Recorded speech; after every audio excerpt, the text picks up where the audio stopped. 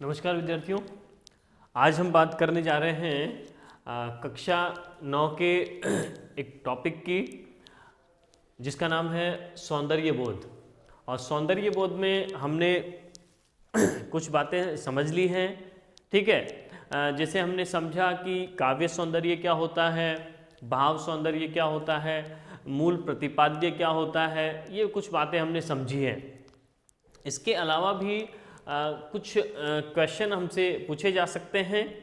ठीक है ना, जैसे कि हमसे पूछा जा सकता है अर्थ ग्रहण और विषय वस्तु संबंधी प्रश्न। अर्थ ग्रहण क्या है? जैसे कि ये काव्य भाग है और उस काव्य भाग में पूरे कविता का भाव हमको ग्रहण करना है, भाव ग्रहण करना है, अर्थ ग्रहण करना है। ठीक है, और फिर उसके हमको उस चैप्टर में से, उस कविता में से जो क्वेश्चन पूछे जाएंगे फिर उसके आंसर करने हैं। तो एक तो अर्थ ग्रहण संबंधी प्रश्न होंगे, उस कविता के अर्थ को ग्रहण करके उसके क्वेश्चन का आंसर करना और एक हो जाएगा विषय वस्तु संबंधी, जो उसमें कंटेंट है, कंटेंट के बेस पर कोई क्वेश्चन पूछे जाएंगे। ठीक है, तो दो प्रकार के क्वेश्चन हो सकते हैं, अर्थ ग्रहण संबंधी और विषय वस्तु संबंधी। क्या होते हैं समझेंगे। इसके लिए हमारे सामने यहाँ पर दो एग्जाम्पल हैं। ये पहला पैराग्राफ है और ये दूसरा पैराग्राफ है। ठीक है, तो क्वेश्चन आएगा हमारे सामने, उसमें ये पैराग्राफ दिया होगा और उस पैराग्राफ के बाद में कुछ क्वेश्चन हमारे सामने होंगे। उन क्वेश्चंस को हमको सॉल्व करना होगा, उनका आंसर देना होगा। किस प्रकार? उस पूरे पैराग्राफ को पढ़कर। ठीक है, पूरे पैराग्राफ को हम पढ़ लेंगे, अच्छे से समझ लेंगे, उसका भाव ग्रहण कर लेंगे और फिर उस पैराग्राफ में से जो क्वेश्चन दिए गए हैं उसका हम आंसर उसको करेंगे। ठीक है, जिस प्रकार होते हैं अपठित गद्यांश होते हैं, उसी प्रकार ये हमारा क्या हो जाएगा, पठित पद्यांश हो जाएगा। ठीक है, ये पठित पद्यांश हमारा हो जाएगा, पठित काव्यांश हो गया एक तरीके से। ठीक है, तो सबसे पहले तो इसको हम समझते हैं कि ये जो पैराग्राफ है, ये जो चार पंक्तियां हैं, ये रसखान के चैप्टर से ली गई हैं। और रसखान जी क्या बता रहे हैं इसके अंदर? रसखान की एकनिष्ठ भक्ति, अनन्य भक्ति का यहाँ वर्णन किया गया है। और रसखान जी कह रहे हैं कि मैं कृष्ण की लकड़ी और कंबल के लिए, लकड़ी और कंबल के लिए मैं तीनों लोकों का राज त्याग सकता हूं। ठीक है, यदि मुझे कृष्ण की लकड़ी और कंबल मिल जाए तो मैं तीनों लोकों के राज को भी त्याग सकता हूं। ठीक है, मुझे सुख और वैभव नहीं चाहिए, मुझे केवल कृष्ण का सामीप्य, उनका सानिध्य चाहिए। और क्या कह रहे हैं कि आठों सिद्धियां और आठों सिद्धि और 9 निधियों के सुख को भी मैं बिसारो यानी भुला सकता हूं। किसके लिए? नंद बाबा की गाय चराने के लिए। अर्थात मैं नंद बाबा की गाय चराने के लिए आठों सिद्धि और 9 निधियों के सुख को भी बिसार सकता हूं, भुला सकता हूं। और क्या कर सकता हूं कि रसखान कबो इन आखिन सो, रसखान जी कह रहे हैं कि मैं कब अपनी आंखों से ब्रज के वन को और बाग को और तड़ाग को, तड़ाग मतलब तालाब को निहारूंगा, मतलब देखूंगा। मुझे ऐसा कब सौभाग्य प्राप्त होगा जब मैं वहाँ ब्रज की भूमि, ब्रज की पवित्र पावन भूमि में मैं अपने कदम रखूंगा और वहाँ मैं इन सब चीज़ों को निहार पाऊंगा, जो कृष्ण के जो वन हैं, जहाँ कृष्ण जी ने अपना समय बिताया था। ठीक है ना, तो उन कृष्ण भूमि या ब्रज भूमि जो है, उस ब्रज भूमि के वन को, बगीचों को, सुंदर बगीचों को, पावन प्रदेश है वो। क्यों है? क्योंकि वहाँ कृष्ण ने अपना मधुर समय वहाँ बिताया है, इसलिए उस पवित्र स्थान के मैं दर्शन करना चाहता हूँ। और क्या कहा है कि कौटिक एकल धौत के धाम, करील की कुंजन ऊपर वारों। और क्या कह रहे हैं रसखान जी कि कौटिक कलधौत, कलधौत का मतलब है सोने चांदी की जो महल हैं, करोड़ों करोड़ों सोने चांदी के महलों को भी मैं क्या कर सकता हूं, वार सकता हूं, न्यौछावर कर सकता हूं। किसके लिए? करील के कुंजन के लिए। करील की जो कांटेदार झाड़ियां हैं उनके जो कुंज हैं, ठीक है, करील की जो कुंज हैं उन कुंजों के लिए मैं क्या कर सकता हूं, करोड़ों सोने चांदी के महलों को भी न्यौछावर कर सकता हूं। ठीक है, तो ये इसका हो गया भाव या अर्थ। ठीक है, तो उसके बाद में हमारे सामने कुछ क्वेश्चंस होंगे। ठीक है, इस भाव को ग्रहण करने के बाद हमारे सामने कुछ क्वेश्चंस हो सकते हैं। ठीक है, मान लीजिए कि हमसे पूछा गया कि रसखान की अनन्य और एकनिष्ठ भक्ति के बारे में बताइए। अनन्य और एकनिष्ठ भक्ति, अनन्य और एकनिष्ठ भक्ति के बारे में आपके विचार बताइए। ठीक है, तो यहां हम क्या लिखेंगे कि इस पद्यांश को पढ़कर यहां रसखान की अनन्य और एकनिष्ठ भक्ति प्रकट हो रही है और वो किसी भी रूप में, चाहे उन्हें राज्य मिल जाए, चाहे उन्हें 8 सिद्धियां 9 निधियां मिल जाएं, या फिर उन्हें करोड़ों सोने चांदी के महल मिल जाएं, लेकिन उन्हें वो सब कुछ न्यौछावर कर सकते हैं। किसके लिए? कृष्ण के लिए और ब्रजभूमि के लिए। उन्हें केवल कृष्ण चाहिए, ब्रजभूमि चाहिए। ठीक है ना, उन सब चीजों को वो न्यौछावर कर सकते हैं। उन्हें केवल एक ही चीज चाहिए, वो है कृष्ण। ठीक है, तो इससे हम कह सकते हैं कि यहां पर एकनिष्ठ भक्ति यहां पर हुई है, क्योंकि वो उनको एक चीज में ही विश्वास है और वो है कृष्ण। ठीक है, तो यहां पर एकनिष्ठ का मतलब होता है एक में निष्ठा करना, एक में ही विश्वास करना। ठीक है, और अनन्य का मतलब होता है जो किसी अन्य के प्रति नहीं हो, केवल एक के प्रति ही हो। ठीक है, तो हम यहां क्या लिख सकते हैं कि यहां रसखान की अनन्य और एकनिष्ठ भक्ति के बारे में बताया गया है कि वो किसी भी वस्तु को इतना महत्व नहीं देते हैं जितना कि कृष्ण और ब्रजभूमि को देते हैं। ठीक है, और क्वेश्चन हमसे पूछा जा सकता है कि वो कृष्ण और ब्रजभूमि के लिए किन किन चीजों का त्याग वो कर सकते हैं।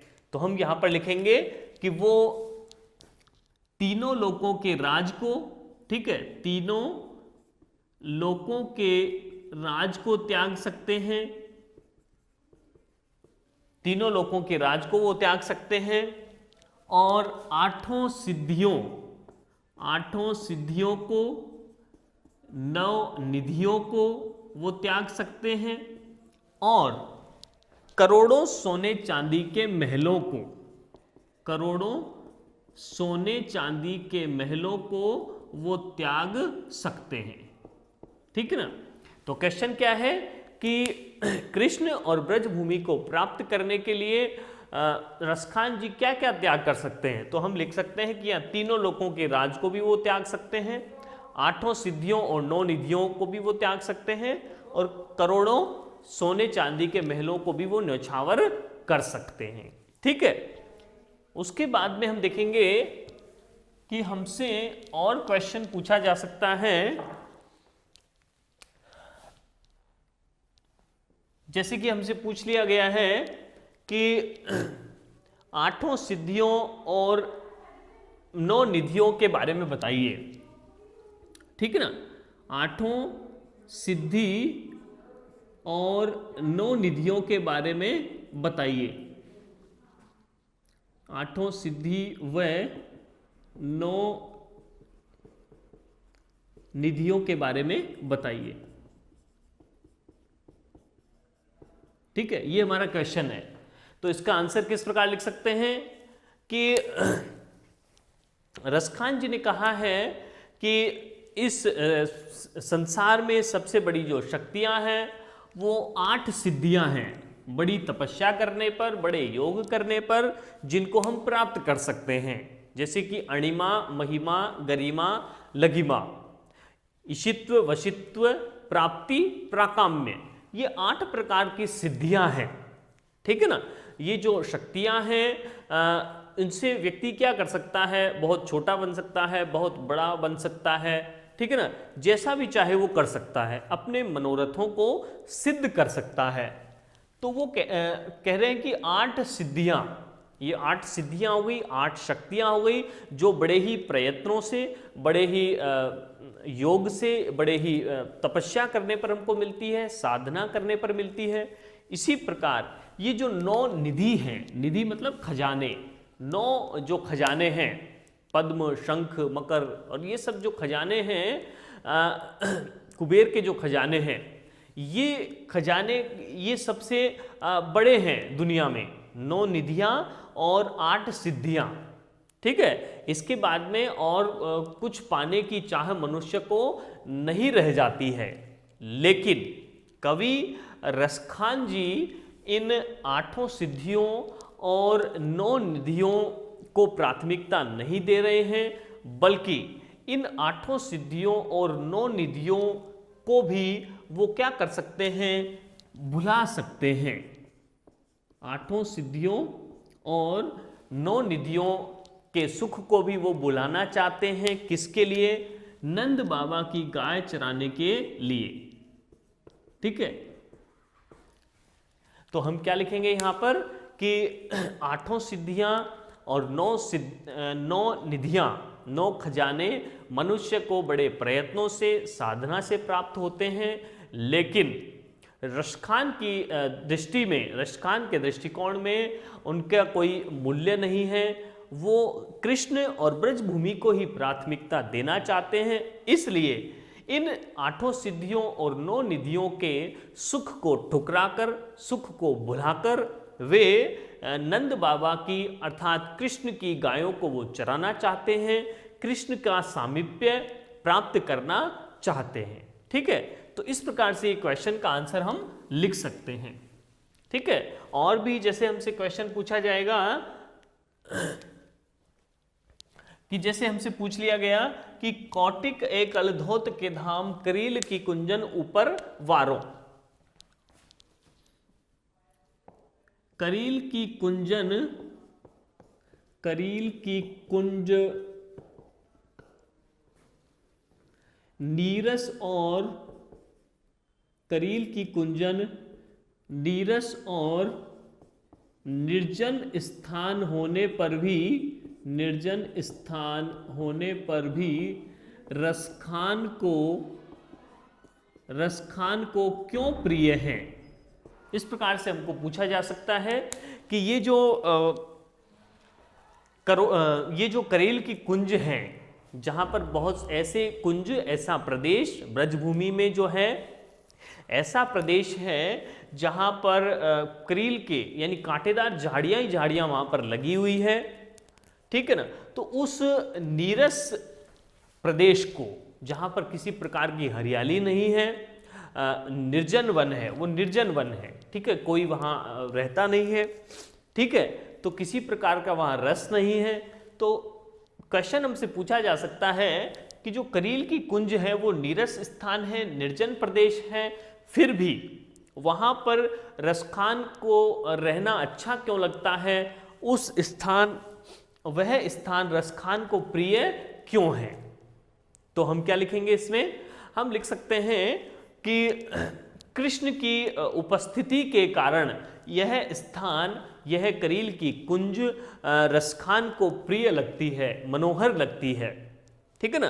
क्योंकि करील की कुंजों में किसी समय कृष्ण का निवास स्थान हुआ करता था, वहाँ पर कृष्ण विचरण किया करते थे, और कृष्ण के विचरण करने के कारण वह स्थान बहुत ही पवित्र, मनोरम हो गया है, और उनकी उपस्थिति के कारण वह उस स्थान पर हमारा जाना बड़ा ही एक पुण्य कार्य हो सकता है। तो इसलिए हम कह सकते हैं कि ये जो निर्जन प्रदेश है, नीरस प्रदेश है, कृष्ण की उपस्थिति के कारण वह प्रदेश क्या हो जाएगा, रसखान को बड़ा प्रिय लगता है, क्योंकि क्योंकि कवि रसखान जी कृष्ण की अनन्य और एकनिष्ठ भक्ति करते हैं। उनके लिए सबसे ज़्यादा जो बड़ा स्थान है वो कृष्ण को दिया गया है। ठीक है ना। तो इस प्रकार से कुछ क्वेश्चंस हो सकते हैं, और भी कोई बहुत सारे क्वेश्चंस हमसे पूछे जा सकते हैं। उसके लिए हमको इस पूरे कविता का या पैराग्राफ का भाव हमको समझ में आना चाहिए, उसको ग्रहण करना चाहिए। उसके बाद में हमारे लिए दूसरा पैराग्राफ है। दूसरे पैराग्राफ को भी इसी प्रकार हम डिस्कस कर सकते हैं, बातचीत कर सकते हैं। जैसे कि मान लीजिए ये पैराग्राफ हमारे सामने रखा गया कि बच्चे काम पर जा रहे हैं, हमारे समय की सबसे भयानक पंक्ति है यह, ठीक है ना। तो ये जो पैराग्राफ दिया गया, ये पैराग्राफ हमको दिया जाएगा, फिर इससे कुछ क्वेश्चंस हमको पूछे जाएंगे। तो पहले इसको समझते हैं कि क्या कहना चाहते हैं कवि राजेश जोशी। तो क्या कह रहे हैं कि बच्चे काम पर जा रहे हैं, ये जो पंक्ति है हमारे समय की सबसे भयानक पंक्ति है। ये जो कथन है, ये जो बात है, ये जो स्थिति है, ये कैसी स्थिति है, ये बड़ी भयानक स्थिति है। ठीक है ना, ये बड़ी भयानक स्थिति है, भयंकर स्थिति है। और इससे भी ज्यादा भयंकर क्या है, इससे भी ज्यादा भयंकर स्थिति क्या है कि इस बात को एक सामान्य विवरण की तरह लिखा जा रहा है।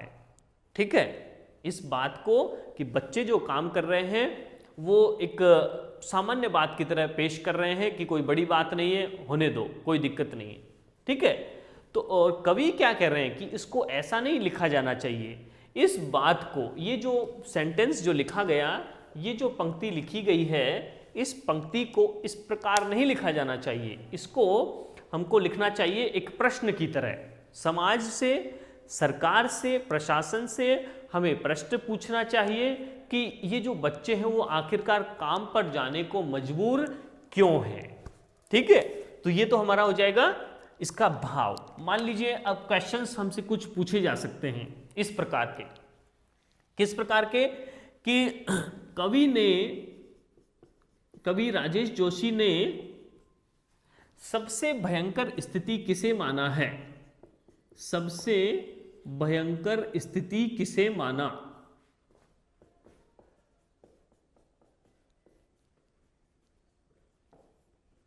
ठीक है ना, तो हम लिख सकते हैं कि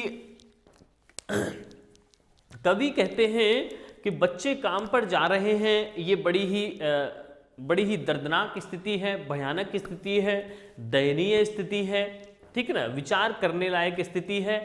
और उससे भी ज्यादा भयंकर, कवि ने सबसे ज्यादा भयंकर स्थिति किसको बताया है कि बच्चे काम पर जा रहे हैं, वो तो भयानक है ही है, लेकिन उस बात को एक सामान्य बात की तरह पेश किया जा रहा है, उस पर कोई प्रतिक्रिया व्यक्त नहीं की जा रही है, उन बच्चों की दशा को सुधारने का प्रयास किसी के द्वारा भी नहीं किया जा रहा है।